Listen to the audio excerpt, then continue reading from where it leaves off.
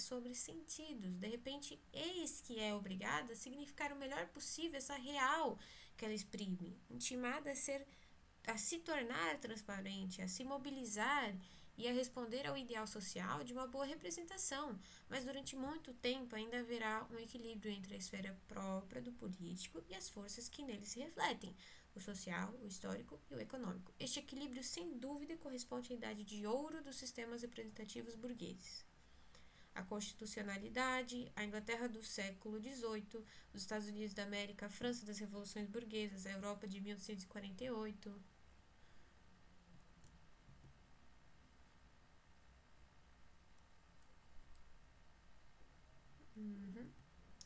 É com o pensamento marxista em seus desenvolvimentos sucessivos que se inaugura o fim do político e de sua energia própria.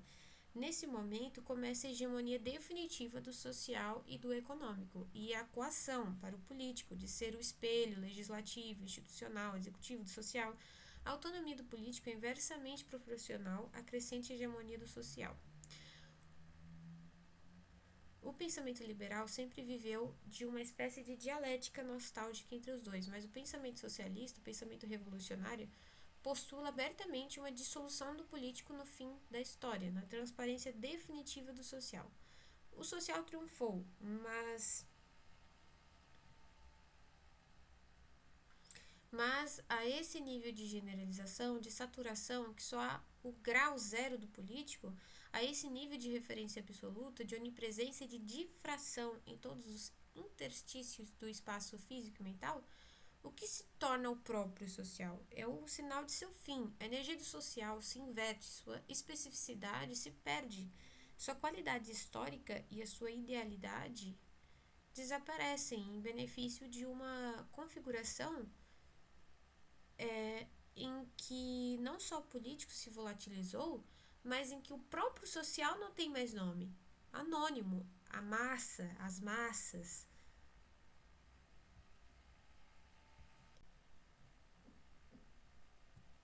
A maioria silenciosa. Enfraquecimento do político de uma pura ordenação estratégica a um sistema de representação.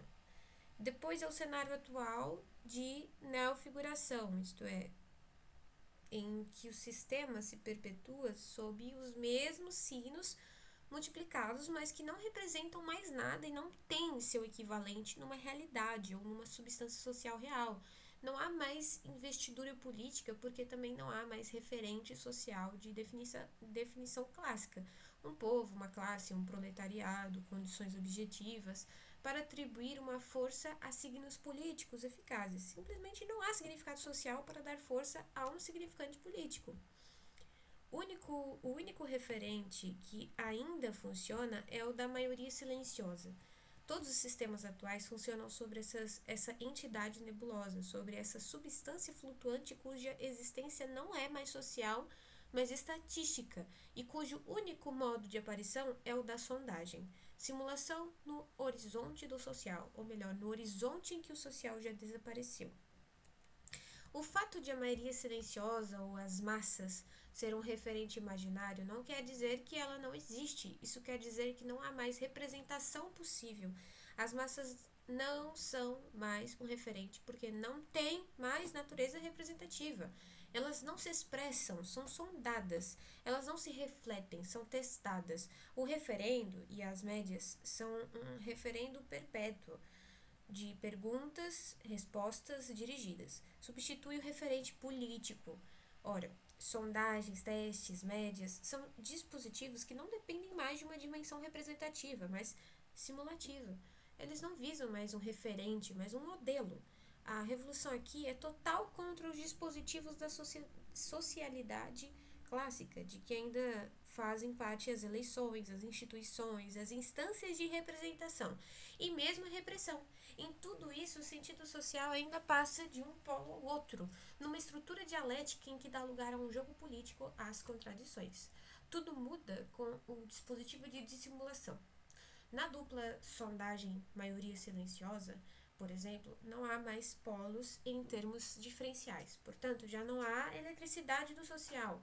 Ela é curto-circuitada pela confusão dos polos, numa circularidade específica total, exatamente como acontece com o comando molecular e a substância que ele informa no ADN e no código genético.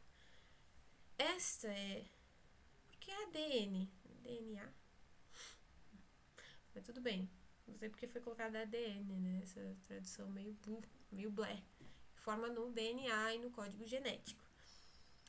Esta é a forma ideal da simulação. Aniquilação dos polos. Circulação orbital de modelos. O que é também a matriz de qualquer processo implosivo. Bombardeadas de estímulos, de mensagens e de testes, as massas não são mais do que um jazigo opaco, cego, como os amontoados de gases estelares, que só são conhecidos através de análise de seu espectro luminoso, espectro de radiações equivalente às estatísticas e às sondagens.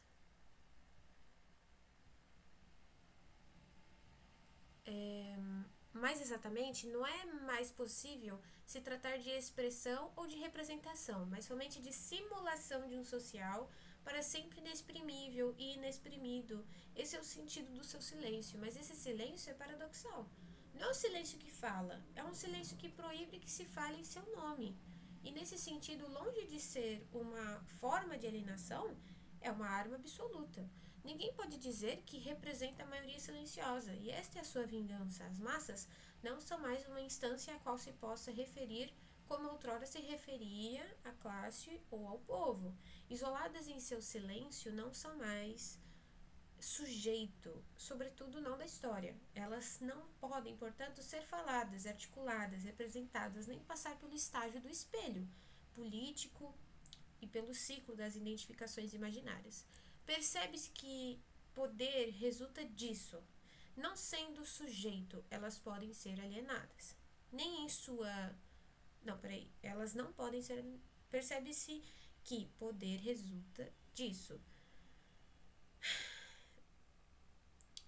Vou ler de novo. Percebe-se que...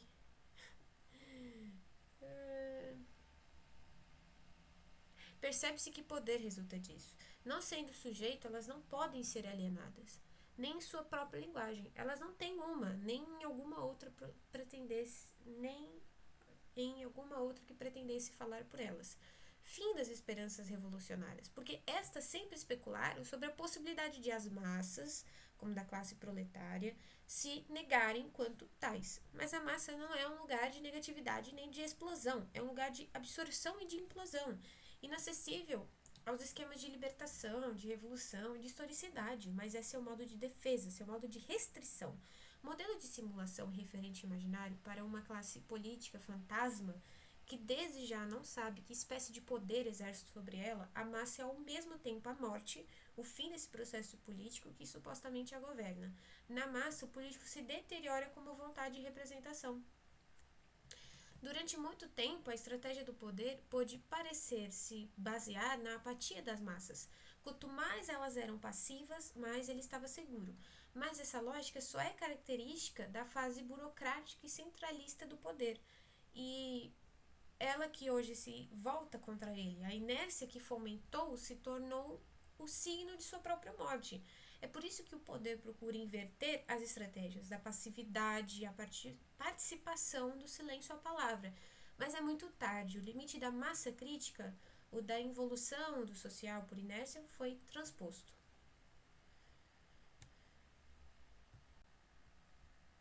Todas as energias são consumidas para manter essa massa em emulsão dirigida e para impedi-la de cair em sua inércia pânica e em seu silêncio.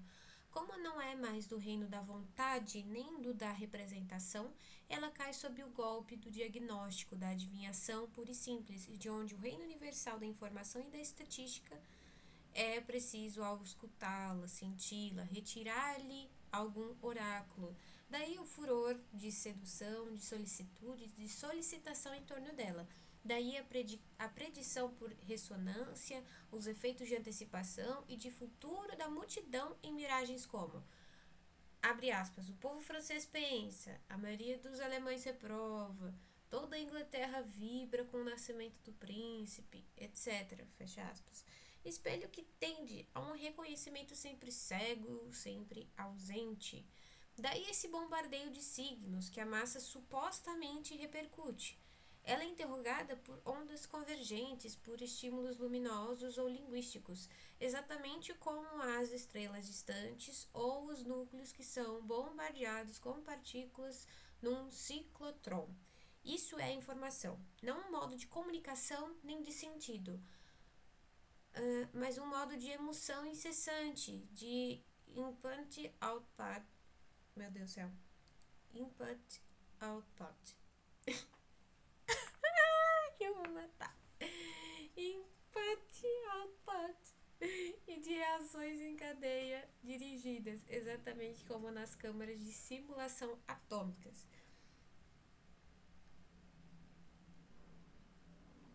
É preciso liberar a energia da massa para dela se fazer o social.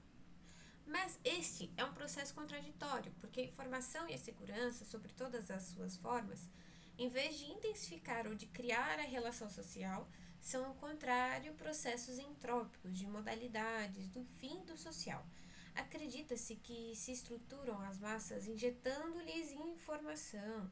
Acredita-se que se libera sua energia social, cativa a força de informação e de mensagens, a tal ponto que não é mais enquadramento institucional, mas a quantidade de informação e a taxa de exposição aos meios de comunicação que hoje medem a socialização. Mas é exatamente o contrário. Em vez de transformar a massa em energia, a informação sempre produz mais massa. Em vez de informar como ela pretende, isto é, dar forma e estrutura, neutraliza sempre mais o campo social. Cria cada vez mais massa inerte, impermeável às instituições clássicas do social e aos próprios conteúdos da informação. A fissão das estruturas simbólicas pelo social e sua violência racional sucede hoje à fissão do próprio social pela violência irracional dos meios de comunicação de informação.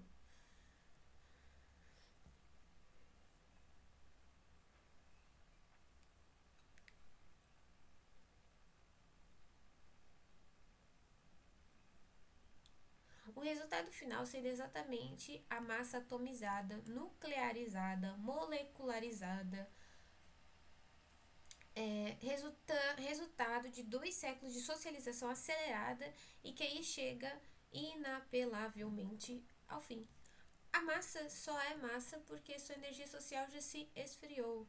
É um estoque vazio, capaz de absorver e de neutralizar todas as energias quentes. Ela se assemelha a esses sistemas semi-mortos em que se injeta mais energia do que se retira. E a essas minas esgotadas que se mantêm em estado de exploração artificial a preço de ouro. A energia que se despende para atenuar a baixa tendencial da taxa de investimento político e a fragilidade absoluta do princípio social de realidade para manter essa situação no social e impedi-lo de implodir totalmente, essa energia é imensa e o sistema se precipita aí. Na realidade, é o mesmo sentido da mercadoria. Antigamente bastava ao capital produzir mercadorias, o consumo sendo mera consequência. Hoje é preciso produzir os consumidores, é preciso produzir a própria demanda e essa produção é infinitamente mais custosa do que a das mercadorias. O social nasceu em grande parte, sobretudo, a partir de 1929, desta crise da demanda. A produção da demanda ultrapassa amplamente a produção do próprio social. Assim, durante muito tempo, bastou que o poder produzisse sentido político, ideológico, cultural, sexual, e a demanda acompanhava, absorvia a oferta e ainda excedia. Se faltasse sentido, todos os revolucionários se ofereciam para produzi-lo mais ainda. Hoje tudo mudou. O sentido não falta. Ele é produzido em toda parte, sempre mais. É a demanda que está declinante. E é a produção dessa demanda de sentido que se tornou crucial para o sistema. Sem essa demanda, sem essa receptividade, sem essa participação mínima no sentido, o poder só é o simulacro vazio e o efeito solitário de perspectiva. Ora, aí também a produção da demanda é infinitamente mais custosa que a produção do próprio sentido. No limite, ela é impossível. Todas as energias reunidas do sistema não serão suficientes. A demanda de objetos e de serviços sempre pode ser produzida artificialmente, a um preço elevado, mais acessível. O sistema já o demonstrou. O desejo de sentido, quando falta, o desejo de realidade, quando se faz ausente em todas as partes, não podem ser plenamente satisfeitos e são um abismo definitivo. A massa absorve toda a energia social, mas não a refrata mais. Absorve todos os signos e todos os sentidos, mas não os repercute. Absorve todas as energias e as digere. Ela dá a todas as questões que lhes são postas uma resposta tautológica e circular. Nunca participa. Perpassa pelos fluxos e pelos testes, ela se comporta como massa, se limita a ser boa condutora dos fluxos, mas de todos os fluxos, boa condutora da informação, mas de qualquer informação, boa condutora de normas, mas de todas as normas. Com isso, se limita a remeter o social à sua transparência absoluta, a só dar lugar aos efeitos do social e do poder, constelações flutuantes em torno desse núcleo imperceptível. A massa se cala como os animais e seu silêncio é comparável ao silêncio dos animais. Embora examinada até a morte e a solicitação incessante a que é submetida a informação, equivale ao suplício experimental dos animais dos laboratórios. Ela não diz nem onde está a verdade, à direita, à esquerda, nem o que prefere, a revolução, a repressão. Ela não tem verdade nem razão, embora lhe emprestem todas as palavras artificiais. Ela não tem consciência nem inconsciente. Esse silêncio é insuportável. Ela é a incógnita da equação política. A incógnita que anula todas as equações políticas. Todo mundo a interroga, mas nunca enquanto silêncio, sempre para fazê-la falar. Ora, a força da inércia das massas é insondável. Literalmente, nenhuma sondagem a fará aparecer, pois elas existem para eclipsá-la. Silêncio que balança o político e o social na hiperrealidade que conhecemos. Porque se o político procura captar as massas numa câmara de eco e de simulação social, os meios de comunicação, a informação, em compensação, são as massas que se tornam a câmara de eco e de simulação gigantesca do social. Nunca houve manipulação. A partida foi jogada pelos dois, com as mesmas armas. Ninguém hoje poderia dizer quem a venceu: a simulação exercida pelo poder sobre as massas ou a simulação inversa, dirigida pelas massas ao poder que nela se afunda. Nem sujeito, nem objeto. A massa realiza esse paradoxo de ser ao mesmo tempo um objeto de simulação, ela só existe no ponto de convergência de todas as ondas médias que a descrevem, e um sujeito de simulação, capaz de refratar todos os modelos e de revertê-los por hipersimulação. Seu hiperconformismo forma imanente de humor. A massa realiza esse paradoxo de não ser um sujeito, um grupo sujeito, mas de também não ser um objeto. Todas as tentativas para fazer dela um sujeito, real ou mítico, deparam com uma espantosa impossibilidade de tomada de consciência autônoma. Todas as tentativas para fazer dela um objeto deparam com a evidência inversa da impossibilidade de manipulação determinada das massas ou de apreensão em termos de elementos, de relações, de estruturas e de conjuntos. Qualquer manipulação emerge, volteia na massa, absorvida, revirada, revertida. Impossível saber onde ela leva. O mais verossímil é que ela se consome num ciclo sem fim, frustrando todas as intenções dos manipuladores. Nenhuma análise saberia abarcar essa realidade difusa, descentrada, browniana, molecular. A noção de objeto aí se perde, como o campo da microfísica se perde na análise última da matéria. Impossível captá-la como um objeto neste limite infinitesimal em que o próprio sujeito da observação se acha subitamente anulado. Nem objeto de saber, nem sujeito de saber. A massa atualiza a mesma situação limite e insolúvel no campo do social. Ela não é objetivável. Em termos políticos, ela não é representável e anula todos os sujeitos que pretenderiam captá-la. Em termos políticos, anula todos aqueles que pretenderiam representá-la. Só as sondagens e as estatísticas podem dar conta dela, como na física matemática, a lei dos grandes números e o cálculo das probabilidades. Mas sabe-se que esse encantamento, que esse ritual meteórico das estatísticas e das sondagens não tem objeto real, sobretudo não nas massas que elas supostamente exprimem. Ele simplesmente simula um objeto que escapa, mas cuja a ausência é intolerável. Ele o produz sob forma de respostas antecipadas, de assinalamentos circulares que parecem circunscrever sua existência e testemunhar sua vontade. Signos flutuantes, assim são as sondagens, signos instantâneos, destinados à manipulação e cujas conclusões podem ser trocadas. Todo mundo conhece a profunda indeterminação que reina sobre as estatísticas. O cálculo de probabilidades ou os grandes números também correspondem a uma indeterminação, a uma flutuação do conceito de matéria, a que pouco corresponde uma insignificante noção de lei objetiva. Aliás, não é seguro que os procedimentos de experimentação científica nas ciências ditas exatas tenham muito mais verdade que as sondagens e as estatísticas. A forma de interrogação codificada, dirigida, objetiva, em qualquer disciplina que seja, só dá lugar a esse tipo circular de verdade, de onde o próprio objeto de que ela visa é excluído.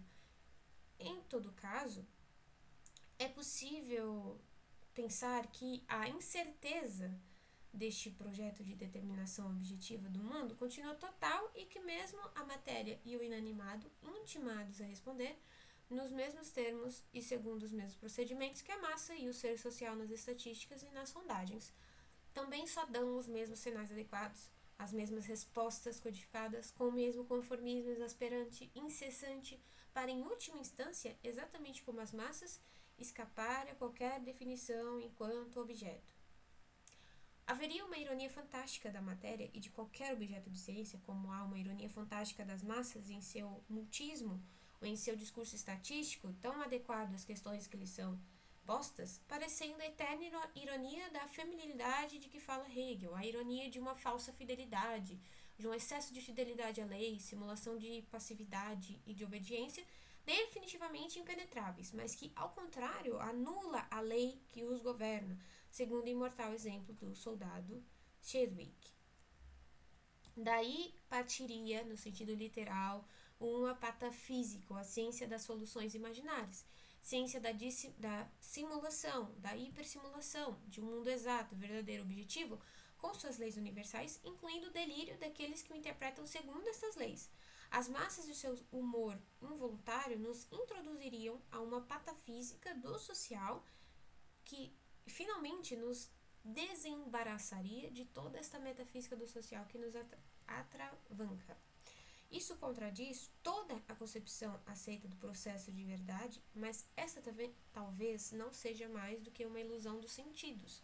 O cientista não pode acreditar que a matéria ou o ser não respondem objetivamente às questões que ele lhes formula, ou que respondam muito objetivamente para que suas questões sejam as boas. Só esta hipótese lhe parece absurda e impensável. Nunca a fará. Ele jamais sairá do círculo encantado e simulado de sua interrogação. A mesma hipótese vale para todas as coisas, o mesmo axioma de credibilidade. O publicitário não pode deixar de crer que as pessoas acreditam, por pouco que seja. Isso quer dizer que existe uma probabilidade mínima de que a mensagem alcance seu objetivo e seja decodificada segundo seu sentido. Qualquer princípio de incerteza está excluído do assunto. Se ele verificasse que o índice de refração da mensagem sobre o destinatário é nulo, a publicidade desapareceria no instante. Ela só vive deste crédito que postula para si mesma, é a mesma aposta que a ciência faz acerca da objetividade do mundo, e que não procura verificar a fundo no terror de que a hipótese inversa também seja verdadeira, a saber que a imensa maioria das mensagens publicitárias nunca chega ao seu destino, que os leitores não veem mais a diferença entre os conteúdos, que se refratam no vácuo, só o meio funcionando como um efeito ambiente e se apresentando como espetáculo e fascinação. O meio é a mensagem, profetizado por McLuhan, fórmula característica da fase atual, a fase cool de qualquer cultura mass media, que um resfriamento de uma neutralização de todas as mensagens num éter vazio fase de uma glaciação do sentido, o pensamento crítico julga e escolhe, produz diferenças, e é pela seleção que ele vigia o sentido. As massas, elas não escolhem, não produzem diferenças, mas indiferenciação. Elas mantêm a fascinação do meio, que preferem a exigência crítica da mensagem. Pois a fascinação não depende do sentido, ela é proporcional à insatisfação com o sentido. Obtém-se a fascinação ao neutralizar a mensagem em benefício do meio, ao neutralizar a ideia em proveito do ídolo, ao neutralizar a verdade em benefício do simulacro, pois é neste nível que os meios de comunicação funcionam. A fascinação é a sua lei e sua violência específica, violência massiva sobre o sentido, violência negadora da comunicação pelo sentido em benefício de um outro modo de comunicação. E qual é esse modo de comunicação? Para nós, é uma hipótese insustentável.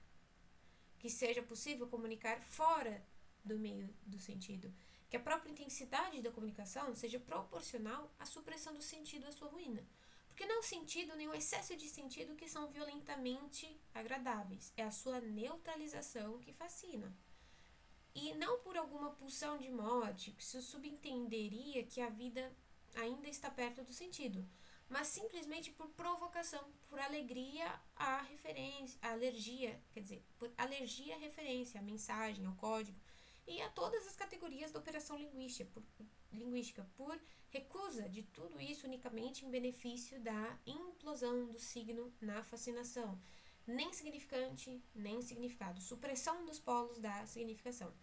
Nenhum dos guardiães do sentido pode entender isso. Toda a moral do sentido se levanta contra a fascinação.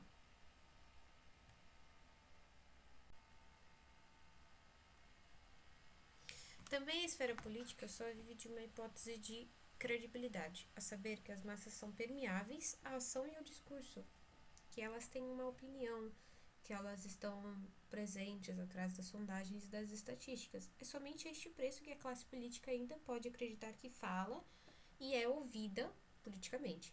Enquanto o político há muito tempo é considerado só como espetáculo no interior da vida privada, digerido como divertimento semi-esportivo, semi-lúdico, veja-se o voto vencedor das eleições americanas ou as tardes de eleições no rádio ou na TV, e na forma ao mesmo tempo fascinada e maliciosa das velhas comédias de costumes.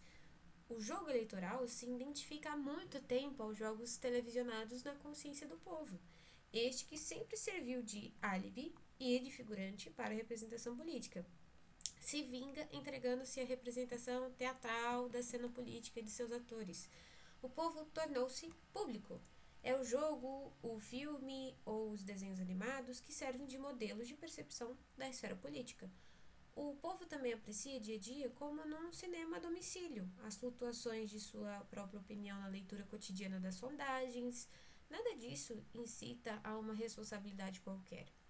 Em momento algum, as massas são engajadas de modo consciente, política ou historicamente. Elas nunca o foram, só para se matar com total irresponsabilidade. Isso não é uma fuga diante do político, mas o efeito de um antagonismo inexpiável entre a classe, casta, portadora do social, do político, da cultura, senhora do tempo e da história, e a massa informe, residual, despojada de sentido. A primeira sempre procura aperfeiçoar o reino do sentido, investir, saturar o campo do social, e a segunda sempre desvia todos os efeitos do sentido, neutraliza-os e os rebate. Nesse enfrentamento, aquela que venceu não é absolutamente a que se pensa. Isso pode ser visualizado na inversão de valor entre história e cotidianidade, entre esfera pública e esfera privada. Até os anos 60, a história se impõe como tempo forte. O privado e o cotidiano não são mais do que o avesso obscuro da esfera política. No melhor dos casos, intervém uma dialética entre os dois e pode-se pensar que um dia o cotidiano, como individual, resplandecerá além da história, no universal, mas até lá só se pode deplorar o recuo das massas à sua esfera doméstica. Sua recusa da história, da política e do universal e sua absorção na cotidianidade embrutecida do consumo. Felizmente, elas trabalham, o que lhes garante um estatuto histórico objetivo até o momento da tomada de consciência. Hoje, inversão do tempo fraco e do tempo forte, começa-se a vislumbrar que o cotidiano, que os homens em sua banalidade até que poderiam não ser o reverso insignificante da história, melhor, que o recuo para o privado até poderia ser um desafio direto ao político, uma forma de resistência ativa à manipulação política. Os papéis se invertem, é a banalidade da vida, a vida corrente, tudo o que se estigmatizara como pequeno burguês, abjeto e apolítico, inclusive o sexo, que se torna o tempo forte, e a história e o político que desenvolvem sua acontecimentalidade abstrata algures.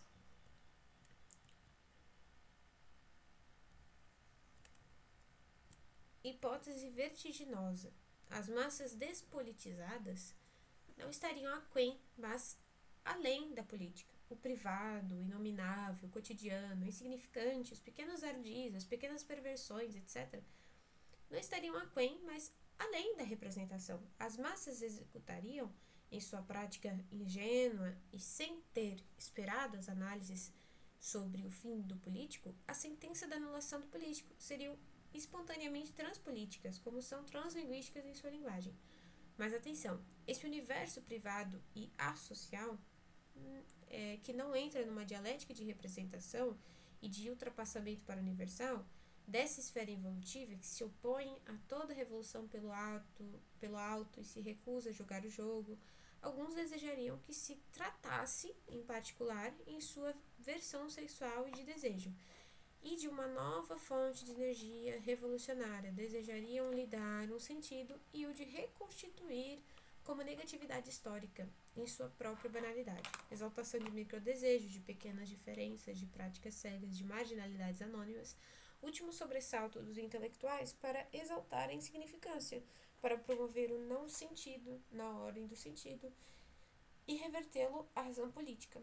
A banalidade, a inércia, o apoliticismo eram fascistas, agora se tornam revolucionários, sem mudar de sentido, isto é, sem deixar de ter sentido. Micro-revoluções da banalidade transpolítica do desejo, mais o truque dos libertadores. A negação do sentido não tem sentido.